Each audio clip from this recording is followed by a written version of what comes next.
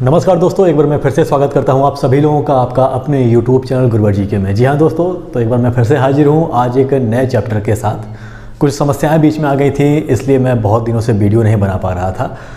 आज हम बात करने वाले हैं NCERT क्लास 6 के हिस्ट्री का जो चैप्टर 8 है उसका।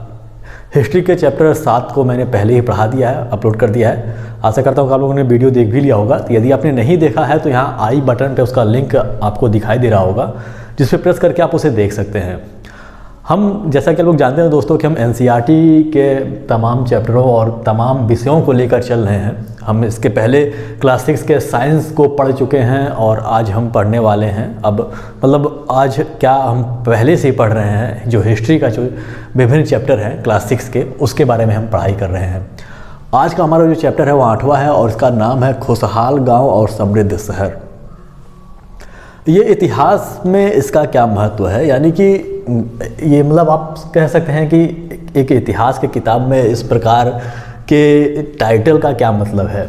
तो मैं आपसे बता दूं कि यह उस समय के गांव और शहरों के बारे में यह चैप्टर है, जब मुख्य रूप से आप मान सकते हैं कि जब मौर्य काल था, लगभग आज से लगभग 2500 साल पहले या फिर 3000 साल पहले के जो भारत का जो विवरण बताया गया है वो इसमें बताया गया है कि किस प्रकार से अब धीरे धीरे जो गांव थे या फिर शहर थे वह किस प्रकार से समृद्ध हो रहे थे और किस प्रकार से वह आगे बढ़ रहे थे। तो इस चैप्टर में हम वही बात करेंगे। जैसे सामान्य तौर पे यदि आप देखेंगे लगभग 2500 साल पहले, उससे और पहले का जो भारत का जो इतिहास रहा है उसमें जो भी गांव या फिर जो भी शहर रहे हैं वो बहुत अधिक विकसित नहीं थे। हालांकि हम यदि बात करें सिंधु घाटी सभ्यता की तो उसमें आप पाएंगे कि उसमें जो शहर था वो काफ़ी विकसित था। जिस प्रकार के हमें ढांचे प्राप्त हुए इसके आधार पर हम कह सकते हैं, लेकिन बीच में जो इतिहास जो गायब हो गया था उसके बारे में ज़्यादा विवरण नहीं प्राप्त है।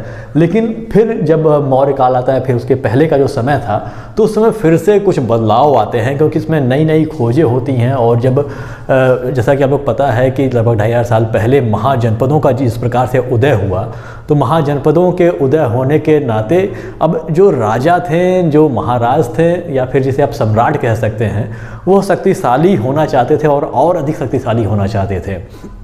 इसलिए जब राजा शक्तिशाली होना चाहते थे तो ये भी ज़रूरी था कि उनका जो राज्य है वो भी शक्तिशाली हो। और शक्तिशाली होने का अर्थ ये है कि वहाँ पे समृद्धि आए। तो समृद्धि लाने के लिए कुछ ना कुछ जो नए प्रयोग किए गए या फिर लोगों के द्वारा जो नए मेहनत किए गए, नए खोज किए गए, तो उसी का परिणाम था कि लगभग 2500 साल पहले जो गाँव में या फिर शहरों में जो परिवर्तन देखने को मिलता है, इस चैप्टर में हम वही पढ़ने वाले हैं। तो इसीलिए इस चैप्टर का नाम है खुशहाल गाँव और समृद्ध शहर। इसका जो पहला पॉइंट है वह है लोहे के औजार और खेती।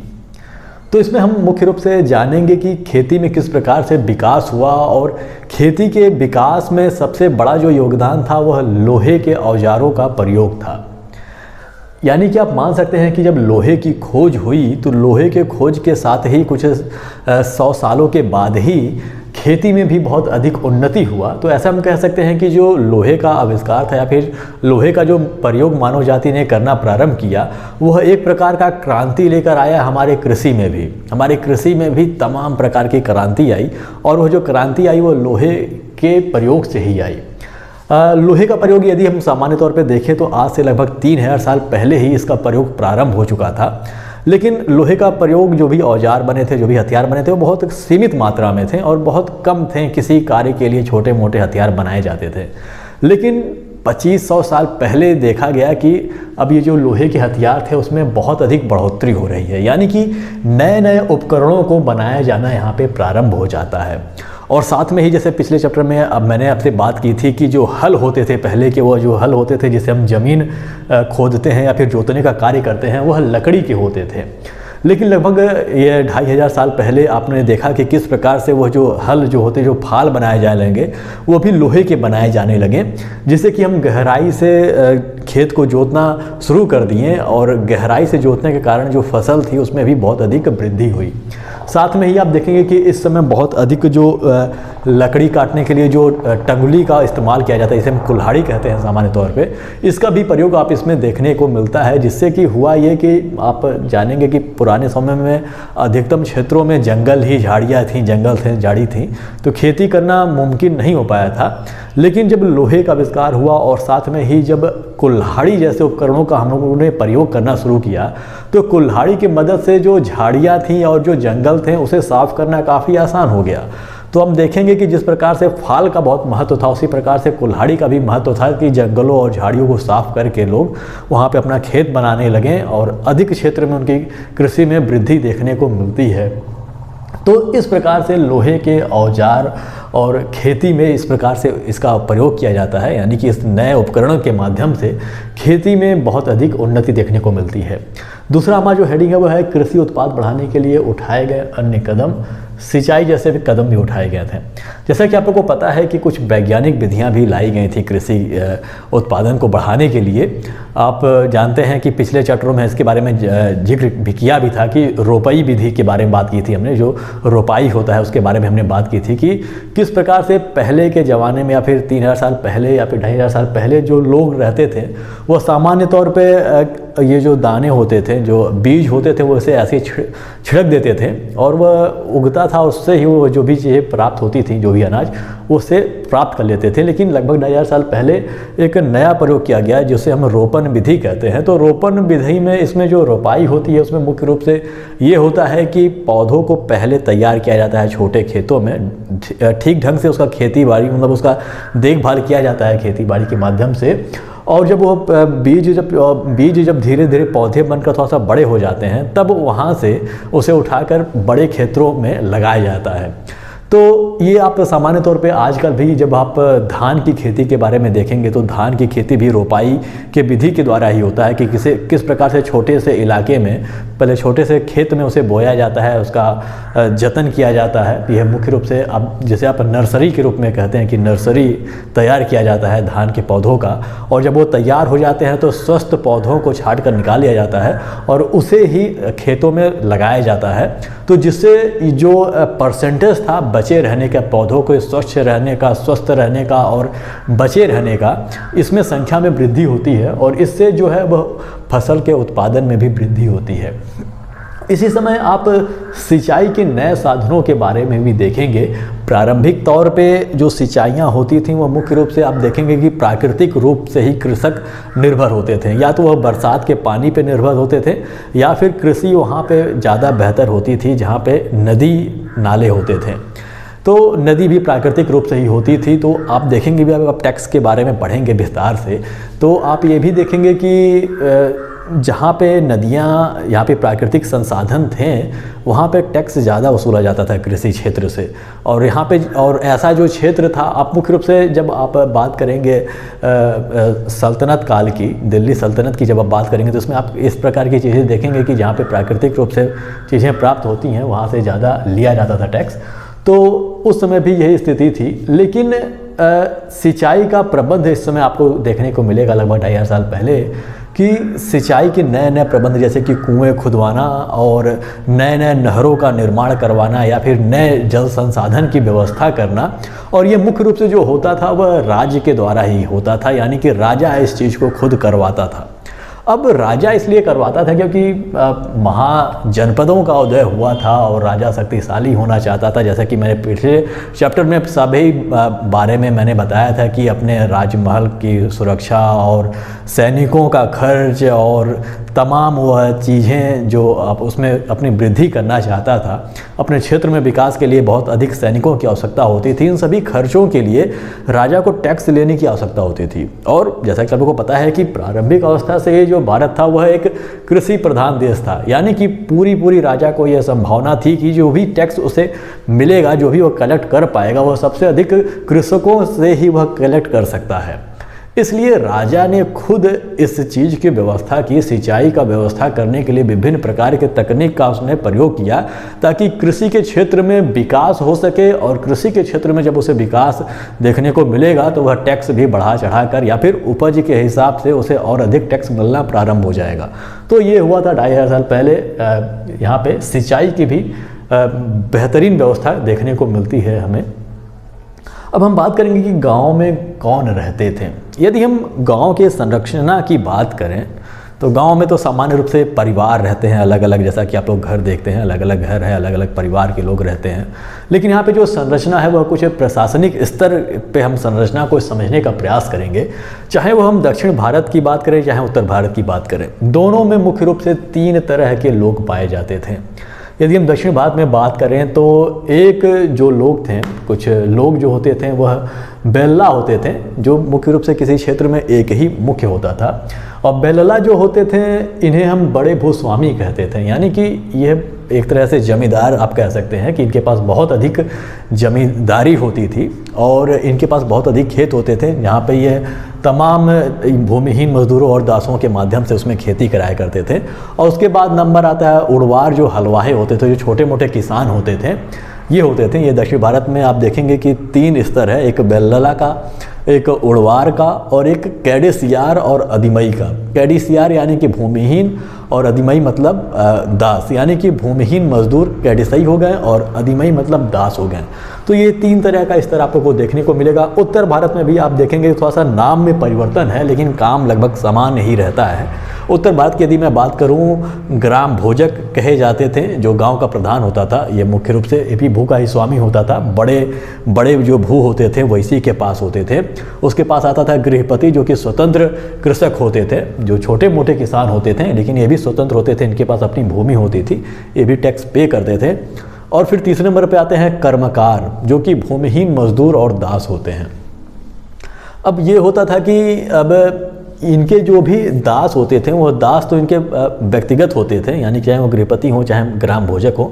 तो ग्राम भोजक के पास ज़्यादा दास होते थे, गृहपतियों के पास थोड़ा कम होते थे, या फिर नहीं होते भी थे तो वह भूमिहीन मजदूरों के माध्यम से अपना खेती करा लिया करते थे। लेकिन जो ग्राम भोजक होता था उसके पास बहुत अधिक जब ज़मीन रहती थी तो वह मुख्य रूप से निर्भर रहता था कर्मकारों पे ही, यानी कि भूमिहीन मजदूर और दासों पे ही निर्भर रहते थे, जो गांव का प्रधान होता था। और ये स्वतंत्र कृषक होते थे, ये भी थोड़े बहुत खेती कराते थे अपना दास और मजदूरों के माध्यम से। यहाँ पे आप समझिएगा कि जो भूमिहीन मजदूर होते थे और दास होते हैं उसमें फ़र्क ये होता है कि भूमिहीन मजदूर कुछ हद तक स्वतंत्र होते हैं। भूमिहीन मजदूर आपसे पैसे लेते हैं, यानी कि जैसे दिहाड़ी नहीं होता है, जैसे आप भी देखेंगे कि बहुत सारे जो मजदूर होते हैं वो दिहाड़ी करते हैं, अपना पैसा लेते हैं और फिर एक स्थान से दूसरे स्थान पर जाके काम करते हैं। तो ये होता है, ये थोड़ा स्वतंत्र होते थे भूमिहीन मजदूर। और जो दास होते थे वह लोगों के व्यक्तिगत दास होते थे और बिना ये कोई भी इसका जो भी मालिक होता था दास का, वह बिना अपने मालिक के कहने पे, बिना उसकी परमिशन के किसी के यहाँ भी काम करने नहीं जा सकता था। और सामान्य तौर पे देखा जा सकता था कि दास को कोई भी पैसे उसे नहीं दिए जाते थे। सामान्य तौर पे इन्हें भोजन और रहने की व्यवस्था तो होती थी, लेकिन कोई पैसे उसे की बात इसमें नहीं होती थी। और एक बात और है कि ग्राम भोजक या फिर जो बेल्ला होते थे वह अपने क्षेत्र में बहुत ही शक्तिशाली होते थे। इनका प्रभाव काफ़ी अधिक होता था क्योंकि ये बड़े लोग होते थे। जैसा कि आपको पता ही है कि 80s और 90s के फिल्मों में भी जमींदारों के बारे में किस प्रकार से बढ़ा चढ़ा के सारी चीज़ें दिखाई गई हैं फिल्मों में, तो उसी प्रकार का ऐसा रुतबा इनका होता था। और सामान्य तौर पे आप देखेंगे कि जो टैक्स लेने का जो काम होता था राजा का, वो इन्हीं पे सौंप देते थे, यानी कि गांव के जो प्रधान होते थे उसी पे राजा के द्वारा, राजा सामान्य तौर पे अधिकारी भी रख सकते थे, लेकिन अधिकारियों का खर्च देना और सारी चीज़ें, या फिर अधिकारी उतना प्रभावशाली ढंग से काम नहीं कर पाते हैं। एक होता है ना कि व्यक्ति का जो सम्मान होता है, कोई किसी क्षेत्र का जो बड़ा आदमी होता है उसकी बातें हर कोई मानता है, तो ये इतने शक्तिशाली थे कि राजा भी अपना जो टैक्स वसूल करता था वह इन्हीं के माध्यम से करता था। यानी कि राजा ग्राम भोजक से संपर्क करता था, गांव के जो प्रधान होते थे उनसे संपर्क करता था, और गांव का जो प्रधान होता था वो तमाम जो भी टैक्स होते थे, जो छोटे किसान होते थे या फिर जो भी व्यापारी या फिर जो भी चीज़ें वहाँ पे गांव में अन्य लोग होते थे, उनसे टैक्स वसूल करके राजा को ये पहुँचा देता था। अब इसमें होता था कि कई बार ये टैक्स ज़्यादा वसूल करता था और लोगों से, गरीब किसानों से ज़्यादा टैक्स लेकर वह राजा को थोड़े से टैक्स भेजता था। इस प्रकार की गड़बड़ी तो मतलब हर जगह देखने को मिलती है। ये तो मतलब अपनी अपनी चीज़ें हैं, तो आजकल भी चलती ही रहती है गड़बड़ी। तो इस तरह का काम होता था। ग्राम भोजक जो होता था, ग्राम प्रधान जो होता था, वो मुख्य रूप से आप देखेंगे कि ये पुलिस का भी काम करता था और न्यायालय के रूप में, न्यायाधीश के रूप में भी यह कार्य करता था। यानी कि गांव में किसी प्रकार की कोई समस्या हुई या फिर दो लोगों के बीच में किसी प्रकार की विवाद हुई तो उसका समाधान भी यह ग्राम भोजक या फिर ग्राम प्रधान ही करता था। पुलिस का कार्य भी, सजा देने का कार्य भी यह ग्राम प्रधान ही करता था। अब क्षेत्र इतने अधिक बड़े थे कि राजा हर क्षेत्र तक नहीं पहुंच सकता था, ना ही अपने अधिकारी लगा सकता था। फिलहाल प्रशासनिक व्यवस्था उपज रही थी, धीरे धीरे बहुत सारी प्रशासनिक व्यवस्थाएं आपको देखने को मिलेंगी कि यहाँ पे स्थापित की गई थी, लेकिन उस स्तर पे भी नहीं थी कि हर गांव में या फिर हर क्षेत्र में अलग अलग न्यायाधीश की नियुक्ति कर दी जाए, अलग अलग पुलिस की व्यवस्था कर दी जाए। तो इस प्रकार से ये लोग काम करते थे। इनके पास अपने सैनिक भी होते थे जो कई बार राजा का मदद भी करते थे आवश्यकता पड़ने पर। तो जो टैक्स वसूली की जाती थी या फिर जो आप कह सकते हैं जो पुलिसिंग व्यवस्था होती थी या फिर जो न्यायिक व्यवस्था होती थी वह ग्राम प्रधान पे ही आश्रित रहती थी, यही करते थे। आज भी आप देखेंगे कि आप कई सारे क्षेत्रों में, आज से लगभग 10 साल पहले और अधिक था, तो थोड़ा धीरे धीरे कम हो रहा है। अब लोग ज़्यादातर पुलिस के पास जा रहे हैं, अपना रिपोर्ट दर्ज करा रहे हैं, जो भी समस्याएं हैं सभी का समाधान कोर्ट में चल रहा है। लेकिन आज से कुछ साल पहले भी या फिर आज भी आप कई जगह देख सकते हैं कि जो थोड़ा सा किसी क्षेत्र के बड़े आदमी होते हैं, नामी गामी आदमी होते हैं, तो लोग फरियाद लेके उनके पास पहुंच जाते हैं। आज भी ऐसा देखने को मिलता है कि अरे मालिक देखिए इसने ये कर दिया, वो कर दिया, तो उस प्रकार की शिकायत लेकर जाते हैं और मालिक अपने विवेक के अनुसार उसका फैसला भी कर लेते हैं। और कई बार लोग उस चीज़ को मान भी लेते हैं, क्योंकि जिस व्यक्ति के पास जाया जाता है, जो इतना बड़ा व्यक्ति है, उसका सभी सम्मान करते हैं, चाहे वो डर के मारे हो या फिर कोई और बात हो, इसमें वह अलग चीज़ है। लेकिन आज भी यह चीज़ें देखने को मिलती हैं। तो इस प्रकार से ये जो ग्राम भोजक होते थे वह आप देखेंगे कि न्यायालय का भी कार्य करते थे, न्यायाधीश के रूप में भी कार्य करते थे। इस प्रकार की चीज़ें यहाँ पे थी।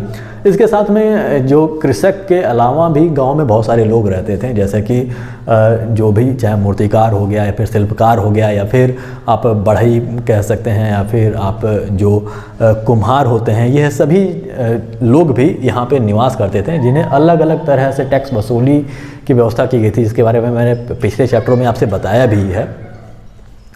इसी के साथ यदि हम बात करें नगर क्या कहती हैं, कहानियाँ, यात्रा विवरण, मूर्ति कलाएँ और पुरातत्व, ये जो हेडिंग है इसमें जो कहानियाँ, यात्रा विवरण, मूर्ति कलाएँ और पुरातत्व के बारे में बात किया गया है। मुख्य रूप से स्रोत के बारे में बात किया गया है कि उस समय की नगरें किस प्रकार थीं और कैसे कैसे हमें पता चलता है चीज़ों के बारे में। तो उस समय की जो कहानियाँ थीं, जैसे कि हितोपदेश की कहानियाँ बहुत सारी आई थीं उस समय, और सामान्य तौर पे आप जो बुद्ध धर्म से संबंधित जो बहुत महत्वपूर्ण ग्रंथ हैं, उस समय की जो कहानियाँ थीं वह जो बौद्ध भिक्षु होते थे वो संग्रहित करते थे। तो उन कहानियों का कुछ विवरण आज भी हमें प्राप्त है, जिसके आधार पे हम उस समय के ज़माने की जो सामाजिक व्यवस्था, जो नगर की जो सामाजिक व्यवस्था थी, उसके बारे में जानकारी मिलती है। साथ में ही यात्रा विवरण, जो यात्री आए, विदेशों से यात्री आए, चाहे यूनान के हो चाहे वह चीन के हो, बहुत सारे नाविक आए जो विदेशों से, उन्होंने भी अपना यात्रा वृत्तांत उसमें लिखा और उस माध्यम से भी हमें शहरों के बारे में पता चलता है। मूर्ति कलाएं भी बहुत महत्वपूर्ण है, क्योंकि उस समय के जो भी हमें स्रोत मिले हैं, जो भी ऐसी चीज़ें मिली हैं जो कुछ शिलापट पे या फिर जो भी किसी बिल्डिंग्स पे इस प्रकार की मूर्ति कलाएं वहाँ पे उकेरी गई हैं, जिसमें आप देखें कि बहुत छोटे छोटे बहुत सारी मतलब छोटी छोटी मूर्तियाँ बनाई गई हैं, जिसमें हम देख सकते हैं कि तमाम लोग तमाम तरह के कार्य कर रहे हैं। कुछ बढ़ई हैं तो कुछ लोहार हैं, कुछ शिल्पकार, कुछ अलग अलग तरह के, कुछ कृषक हैं, अलग अलग तरह के कार्य कर रहे हैं, व्यापारी कुछ अलग कार्य कर रहे हैं।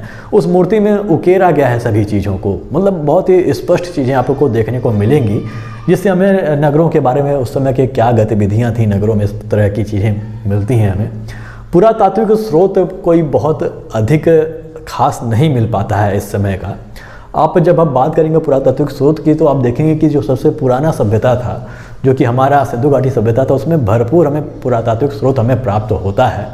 लेकिन वहाँ पे कोई लिखित विवरण ना होने के कारण हम बहुत चीज़ें अस्पष्ट हो जाती हैं। लेकिन जो भी इतिहास हम जानते हैं सिंधु घाटी के बारे में, वह सभी के सभी तात्विक स्रोत पर ही आधारित हैं। पुरातात्विक स्रोत पर ही वह सारी चीज़ें की सभी के सभी इतिहास आधारित हैं। लेकिन लगभग 2500 साल पहले बहुत सारे पुरातात्विक स्रोत मिट गए हैं, यानी कि कोई भी चीज़ें हमें प्राप्त नहीं हुई हैं। मतलब कोई भी एक आप स्ट्रक्चर आप नहीं दिखाई देता है इस समय का, कोई नगर का स्ट्रक्चर हो या फिर गांव का स्ट्रक्चर हो। तो गांव के स्ट्रक्चर तो और जल्दी समाप्त हो जाते हैं, लेकिन नगरों का स्ट्रक्चर भी हमें देखने को नहीं मिलता है। तो कोई बहुत ही खास पुरातात्विक स्रोत हमें प्राप्त नहीं होते हैं इसके संबंधित में। हालांकि कुछ कब्र हमें प्राप्त हुए हैं जिसपे आप देखते हैं कि इस प्रकार से उनके पास में हथियार बहुत सारे रखे रहते थे या फिर उनकी ज़रूरत की चीज़ें यहाँ पे रखी रहती थी। लेकिन पुरातात्विक स्रोत हमें बहुत अधिक प्राप्त नहीं हुए हैं, और इसका कारण ये हो सकता है कि उस समय के जो महल या फिर जो शहर का निर्माण किया गया था वह कच्चे ईंटों का या फिर छप्पर का रहा हो, और जो समय के साथ या फिर लकड़ी का रहा हो जो समय के साथ सड़ गल गया हो और वो समाप्त हो गया हो। और हो सकता है कि बाद में पुरातत्व से जुड़े हुए लोग हैं, पुरातत्व विभाग के जो लोग हैं वह कुछ नई खोज कर पाएँ। तो इस माध्यम से हमें नगरों के बारे में पता चलता है, कुछ कहानियों के माध्यम से, कुछ यात्रा विवरण के माध्यमों से, मूर्ति कलाओं के माध्यम से, और थोड़े बहुत पुरातात्विक स्रोतों के माध्यम से भी हमें पता चलता है। अब हम बात करते हैं सिक्के के बारे में।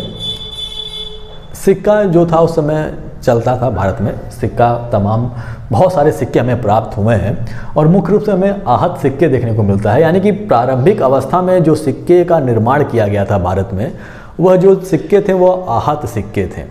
हम आहत सिक्कों को थोड़ा सा समझने का प्रयास करेंगे। जब आप शब्द सुनते हैं आहत, तो आहत का मतलब होता है चोट पहुँचाना। जैसे आजकल डायलॉग्स में या फिर आप लोग देखते हैं सामान्य अवस्था में भी इस शब्द का प्रयोग किया जाता है कि अरे तुम मुझे आहत कर रहे हो। इसका मतलब ये हुआ कि तुम मुझे किसी न किसी प्रकार से चोट पहुंचा रहे हो। तो ऐसे सिक्के जिन्हें आहत के माध्यम से या फिर चोट के माध्यम से बनाया जाता था, उन्हें हम आहत सिक्के कहते हैं। और ये जो आहत सिक्के थे वो मुख्य रूप से लगभग 500 साल तक चले थे, यानी कि ईसा के जन्म के बाद भी ये सब सारे सिक्के चल रहे थे, और 500 सालों तक इसका कब्जा था भारत पे। और इस सिक्के की खासियत ये है कि ये कुछ गोल मिलते हैं, कुछ चौकोर मिलते हैं, लेकिन इसका जो आकार है वो बहुत अधिक शुद्ध नहीं है। मतलब आप एक नहीं कह सकते हैं कि बिल्कुल पर्टिकुलर इसका जो सिक्के का गोलाई है या फिर जो भी चौकोर है ये बिल्कुल परफेक्ट हो। थोड़े बहुत टेढ़े मेढ़े रहते थे, और किसी मुहर के माध्यम से इस पर चोट करके बनाया जाता था। इसे चोट पहुंचा के इसे बनाया जाता था। और आप इस सिक्कों को देखेंगे कि एक तरफ इसमें आकृति का उभार मिलेगा और दूसरे तरफ उसी आकृति का अंदर की ओर आप लोग को देखने को मिलेगा, अंदर की ओर उभार मिलेगा। यानी कि जिस ओर चोट किया गया है मुहर से, उस ओर तो अंदर की ओर उसी आकृति का उभार रहेगा, लेकिन दूसरे साइड में बाहर की ओर आप लोग को आकृति का उभार देखने को मिलेगा। आजकल के जो सिक्के हैं आप देखेंगे कि दोनों तरफ उभार देखने को मिलते हैं, जो कि मुख्य रूप से आप उसे काट कर बनाए जाते हैं सिक्कों को मशीनों के माध्यम से। तो दोनों तरफ चाहे वह आप सिक्कों का कितने का सिक्का है उस पर जो नंबर लिखा रहता है वो भी आप देखेंगे कि ऊपर की ओर उभार देखने को मिलेगा, और उसके विपरीत साइड में भी अलग चिन्ह आप लोग को मिलते हैं, और उसमें भी ऊपर की तरफ ही आप लोग को उभार देखने को मिलता है। लेकिन इस समय के जो सिक्के थे वो एक तरफ से धसे हुए रहते थे, दूसरी तरफ से उभरे हुए रहते थे, और इसमें मुख्य रूप से किसी प्रकार के शब्दों का प्रयोग नहीं किया जाता था। इसमें मुख्य रूप से ऐसे ही जो जानवर हो गए या फिर अन्य पेड़ पौधे हो गए उसी की छाप हमें देखने को मिलता है। भारत में जब विदेशी प्रभावों में हम लोग आए हैं उस समय भी लगभग 2500 साल पहले के बाद जब कुछ विदेशी आक्रमण हुए हमारे पास, हमारे भारत पे, तो सिक्कों में भी हमें सुधार देखने को मिलता है। और ऐसा माना जाता है कि जो भी सिक्के में सुधार और जो सुदृढ़ सिक्के और जो सुंदर सिक्के हमें बनाने आए वो हम लोगों ने विदेशियों से ही सीखे थे। तो इस प्रकार से आहत सिक्के उसमें चलते थे, बहुत महत्वपूर्ण थे ये आहत सिक्के। तो आहत सिक्के आप लोग समझिएगा कि आहत सिक्के क्या होते हैं। और नगर अनेक गतिविधियों के केंद्र भी थे। नगर में बहुत सारे कार्य होते थे, जैसे आज भी जो नगरें हैं वह गांव की अपेक्षा बहुत अधिक सक्रिय होती हैं। लोग जाते हैं वहाँ पे विभिन्न प्रकार के कार्य करने जाते हैं। तो उस समय की जो नगर भी थे वो भी कुछ इसी प्रकार के कार्य करते थे, बहुत सारे कार्यों के लिए जाने जाते थे। ऐसे ही एक नगर के बारे में हमें पता है जो मथुरा है। मथुरा में एक इस प्रकार का जो नगर है, जो प्राचीन नगर है, जो लगभग आज से 2500 साल पहले से ही बहुत फेमस था। लेकिन 2500 साल पहले की बात करें, 2500 पहले या फिर उससे बाद की बात करें, तो इसमें आप देखेंगे कि इसमें ये जो मथुरा नगर था वो बहुत अधिक शक्तिशाली था, या फिर आप कह सकते हैं कि बहुत सारे गतिविधियों का यह केंद्र रहा था। क्योंकि जो इस पे भारत का जो आप देखेंगे, यदि हम इसे ईस्ट वेस्ट नॉर्थ साउथ, तो इस प्रकार से आप देखेंगे जो भारत है ये मथुरा, अगर यहाँ पे मान लेते हैं मथुरा यहाँ पे है, तो आप देखेंगे कि इसमें दोनों क्षेत्र से जाने के लिए रास्ते थे, यानी कि नॉर्थ और वेस्ट साइड से, यानी कि दक्षिण और उत्तर साइड से जो आने वाले रास्ते थे वो मथुरा से होकर गुजरते थे, और पूरब जाने वाले लोग जो होते थे वो इसी मार्ग का प्रयोग करते थे। और दक्षिण भारत में भी जाने के लिए इधर से ही मार्ग था, यानी कि जो लोग उत्तर से दक्षिण में जाते थे व्यापार के लिए या फिर विभिन्न कार्यों के लिए, वो मथुरा होकर ही गुजरते थे। तो इसलिए मथुरा जो था वो बहुत प्रसिद्ध केंद्र के रूप में था, बहुत प्रसिद्ध व्यापारिक केंद्र के रूप में मथुरा हमें देखने को मिलता है। और नगरों में अनेक सारे ऐसी गतिविधियाँ होती थी, मतलब कुछ शिल्पकार होते थे, कुछ बढ़ई होते थे, कुछ लोग होते थे, कुछ व्यापारी होते थे, राजा के अपने लोग होते थे। तो बहुत सारे यहाँ पे गतिविधियाँ हमें देखने को मिलती हैं नगरों में। वहाँ पे हमें नगरों में शिल्प तथा शिल्पकार भी देखने को मिलते हैं जो अलग अलग चीज़ों को बनाया करते थे। हालांकि शिल्प के बारे में बहुत चीज़ें हमें पुरातात्विक स्रोत के माध्यम से नहीं मिल पाया, हो सकता है कि वो नष्ट हो गए हों, लेकिन कुछ काले पात्र मिले हैं जो काले होते थे, जो बनाए जाते थे शिल्पों के माध्यम से, वो हमें प्राप्त हुए हैं। एक ख़ास बात आप और देखेंगे कि इसमें जो शिल्पकार जो एक थी, जो कम्युनिटी थी, वह अब श्रेणियों का निर्माण करना शुरू कर दिए थे। और श्रेणियों का मतलब ये हुआ कि यह प्रकार का संघ बनाना प्रारंभ कर दिए थे। जैसे कि आजकल भी आप देखेंगे कि मजदूर संघ या फिर रेलवे के 4th ग्रेड जो नौकरियां करते हैं उनके अपने संघ होते हैं, बहुत सारे विभागों के जो भी कर्मचारी होते हैं उनके अपने अपने संघ होते हैं। तो यह संघ इस समय भी शिल्पकारों द्वारा बनाया गया था, जिसे हम श्रेणियों के नाम से जाते हैं, फिर श्रेणी के नाम से जानते हैं। और इन श्रेणियों का काम ये होता था कि यह प्रशिक्षण देते थे, नए लोगों को प्रशिक्षण दिया जाता था कि वह कैसे शिल्पकारी कर सकते हैं। उनके पैसे को संभाल कर रखा जाता था, कुछ पैसे भी इकट्ठा किए जाते थे जो मंदिरों में दान किए जाते थे, या फिर स्टार्टअप करने के लिए ये लोग पैसे भी, मतलब बैंक के तौर पे भी काम करते थे। ये अपने कम्युनिटी से, यानी कि जो भी इनकी कम्युनिटी होती थी, जो भी शिल्पकार होते थे, उनसे पैसे लेकर बैंक के रूप में भी यह कार्य करते थे। और नए शिल्पकारों को भी यह अवसर प्रदान करते थे विभिन्न माध्यमों से। उन्हें सिखाने का कार्य तो करते ही थे, साथ में ही कुछ पैसे भी उन्हें देते थे ताकि वह अपना स्टार्टअप प्रारंभ कर सकें। तो इस तरह से देखेंगे कि श्रेणियों का इसमें उदय होता है इस समय ही। सूत काटने के और बनाने के नियम भी इसमें बताए गए हैं। और यदि हम बात करें प्राचीन समय में, तो बनारस हो गया और जो मदुरई हो गया, ये काफ़ी फेमस स्थान थे दो इसके संदर्भ में, यानी कि सूत काटने और बनाने के संदर्भ में बहुत फेमस केंद्रों के रूप में हमें मिलते हैं। जो एक अर्थशास्त्र किताब है जो कि आचार्य कौटिल्य या फिर जिसे हम चाणक्य के नाम से जानते हैं, उनकी जो पुस्तक है, उसमें हमें सूत काटने और बनाने के नियम के बारे में थोड़ा बहुत विवरण प्राप्त हुए हैं, जिसके आधार पर वह कहते हैं कि एक अधिकारी होता है जो सभी चीज़ों का निरीक्षण करता है बहुत बारीक ढंग से, यानी कि उस समय एक प्रकार का कारखाना वहाँ पे स्थापित होता था। और सूत काटने का जो मुख्य रूप से कार्य था वो महिलाओं का होता था, यानी कि महिलाएं जाकर वहाँ से सूत वो लाती थी, कच्चा माल लाती थी और सूत काट के फिर उसे वापस कर देती थी। उसमें उसके बारे में नियम बताया भी, ये भी बताया गया है कि जो महिलाएं स्वतंत्र हैं वह जाएं वहाँ से सूत लेकर आएँ और अब सूत काट कर फिर से वापस ले जाके दे देती थी। लेकिन जो महिलाएं स्वतंत्र नहीं थीं, यानी कि जो घर से नहीं निकल पाती थीं, वो अपने दास या फिर दासियों के माध्यम से, यानी कि अपने दासियों को भेजकर वहाँ से कच्चा माल मंगा के घर पे उस पर काम कर सकती थी और फिर दासियों के माध्यम से ही वह सूत, जो काता हुआ सूत था, उसे कारखाने में ले जाकर दे देती थी। वहाँ पे एक निरीक्षक भी होता था जो बहुत ही बारीक निरीक्षण करके देखता था कि जो भी सूत काट के आ रहा है, जो भी तागे बनाए जा रहे हैं, वह कैसे हैं, क्या वह बेहतरीन ढंग के हैं या नहीं हैं। और इसमें भी बताया गया है कि उसको मनाही था कि वह किसी भी स्त्री को नहीं देखेगा, यानी किसी भी स्त्री को नहीं देखता है। अगर ऐसा वो करता है तो उसे सज़ा दी जाएगी। मतलब ऐसे जैसे था कि वहाँ पर यार महिलाएँ जा रही हैं तो वहाँ पर महिलाओं की सुरक्षा के लिए या फिर कोई कुछ गड़बड़ी ना होने पाए, तो उस चीज़ के लिए काफ़ी प्रतिबंध था इस चीज़ को लेकर। तो दोस्तों, ये था हमारा जो चैप्टर था, वो चैप्टर 8वां था, खुशहाल गांव और समृद्ध शहर। आशा करता हूँ कि चैप्टर आप लोग को पसंद आया होगा, तो इसे आप ज़्यादा शेयर कर दीजिए और बताइए कि हम अब NCERT के सभी पुस्तकों को लेकर चलेंगे, यानी कि आप मान के चलिए कि हम क्लास 6 पढ़ा ही रहे हैं, 7th 8th और 9th, इसमें मुख्य रूप से हम लोग साइंस और सोशल साइंस के विषयों को लेकर चलेंगे, क्योंकि यही यूपीएससी या फिर किसी भी सिविल सर्विसेज के लिए या फिर कोई भी तैयारी करने वाला अभ्यर्थी इन्हीं सब्जेक्टों को पढ़ता है। तो ये सभी चीज़ें हम लेकर चलने वाले हैं। तो आप अधिक से अधिक शेयर करिए हमारे वीडियो को, ताकि अधिक से अधिक लोगों को तक ये पहुंच सके। और देखिए, आप ही लोगों के सपोर्ट से मैं भी आगे बढ़ पाऊंगा, और जब मैं आगे बढ़ूंगा तो मैं अपने लिए कुछ करने से पहले सबसे पहले मैं आपके बारे में सोचूंगा और नई तकनीक लेके आ सकता हूं। जैसा कि आप देख रहे हैं कि बस किसी तरह से जुगाड़ करके इस बोर्ड के माध्यम से मैं पढ़ाने का प्रयास कर रहा हूं, क्योंकि अभी मेरे पास बहुत अधिक पैसे नहीं हैं। जब पैसे आ जाएंगे तो मैं और अधिक व्यवस्थाएं आप लोग के लिए कर पाऊंगा। तो आशा करता हूं कि दोस्तों यह चैप्टर आप लोग को पसंद आया होगा। यदि यह चैप्टर आपको समझ में आया तो इसे लाइक कर दीजिएगा, हमारे चैनल को सब्सक्राइब कर दीजिएगा और बेल आइकन भी प्रेस कर दीजिएगा, ताकि जब हम नई वीडियो लेकर आएँ तो उसकी जानकारी आपको हो सके। तो हमारे साथ बने रहने के लिए बहुत बहुत धन्यवाद। मिलते हैं अपने अगले वीडियो में।